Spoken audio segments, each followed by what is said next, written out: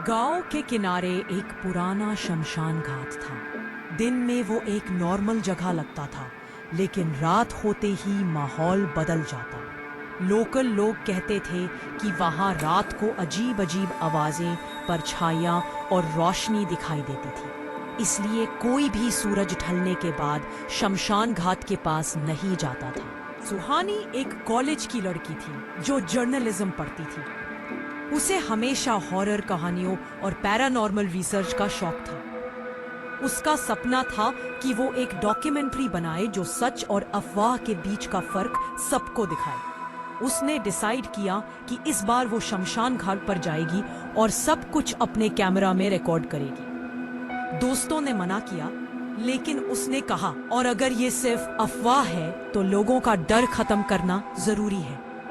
रात के 11:30 बजे एक टॉर्च और अपने हैंडी कैम के साथ सुहानी शमशान घाट के दरवाजे पर खड़ी थी। हवा तेज चल रही थी, दरख्तों के पत्ते खटखट की आवाज कर रहे थे। उसने कैमरा ऑन किया और रिकॉर्ड करना स्टार्ट किया।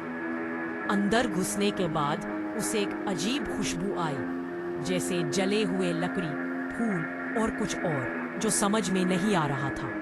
उसने कैमरा जूम किया और देखा कि कुछ आग की राख अभी भी ढूंढ रही थी, जैसे किसी को कुछ घंटों पहले ही जलाया गया हो। जब वो आगे बढ़ी, उसे लगा जैसे उसके पीछे कोई चल रहा हो। कदमों की हल्की आवाज, चप चप चप। उसने पलटकर देखा, कोई नहीं था।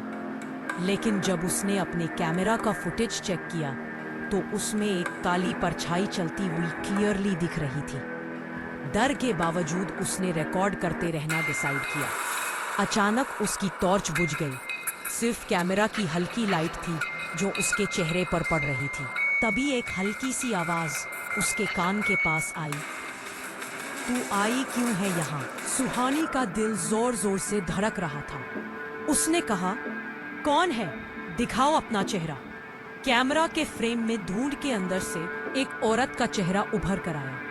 उसके लंबे खुले बाल, सुखाए हुए होठ और आंखें जैसे अंधेरों में चमक रही थी। वो धीरे से मुस्कुराई और बोली, ये जगह जिंदा लोगों के लिए नहीं है, तुम सब चले जाओ। सुहानी चिल्लाई और भागकर निकलना चाहा, लेकिन उसने देखा कि उसकी अपनी परछाई उसके साथ नहीं चल रही थी, बल्कि उसके सामने खड़ी थी। सुहानी बेहोश हो गई। अगले दिन सुबह लोगों ने उसे शमशान घाट के गेट के पास पड़ा हुआ देखा। उसका कैमरा टूटा हुआ था, लेकिन उसकी स्क्रीन पर एक खुद ब खुद लिखा हुआ मैसेज था, अगली बार जो भी आया उसकी परछाई यही छोड़ दी जाएगी। उस दिन के बाद गांव वालों ने शमशान घाट को रात के लिए पूरी तरह बंद कर दिया, लेकिन अब भी जो भी रात के वक्त वहां से गुजरता है कहता है कि उसके साथ एक एक्स्ट्रा परछाई चल रही होती है, जो इंसान की नहीं होती।